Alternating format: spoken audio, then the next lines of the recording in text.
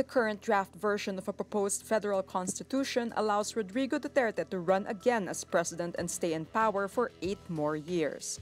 Consultative Committee or CONCOM member Julio Tihanki says there's no ban so incumbent officials can run under a new constitution because it's like a reboot, it's a reset.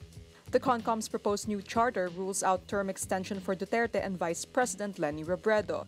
Under the 1987 Constitution, Duterte and Robredo cannot seek re-election. The CONCOM's draft constitution sets a term of 4 years for President and Vice President and allows them to serve a maximum of 2 terms. Duterte could potentially be in power for 8 more years. Duterte would also exercise heightened oversight powers during the first elections under the new constitution, targeted to take place in May 2022 because he will serve as Transition Commission chairman. Duterte frequently says he will retire from politics after he finishes his current term. Fears of charter change include the possibility it will be used to extend Duterte in power. University of the Philippines economics professor Emmanuel de Dios calls out the government for not taking the blame for the soaring inflation. De Dios says economic managers should at least acknowledge that the tax reform for acceleration and inclusion or the TRAIN law has something to do with the soaring inflation.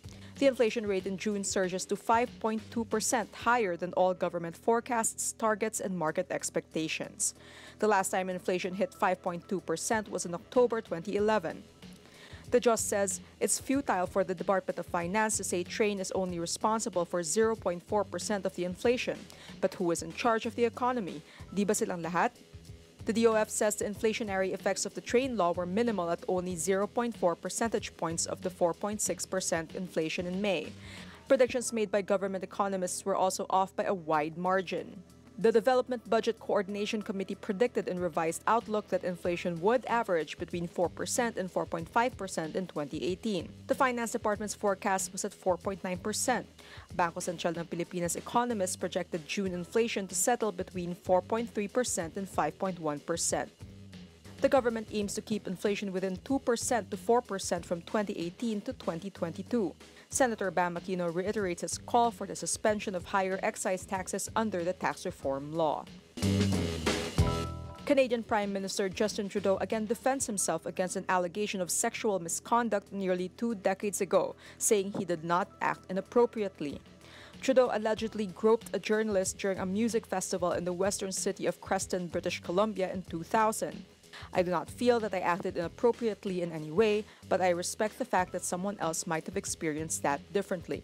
Trudeau was 28 at the time and not involved in politics and had apologized to the reporter in question.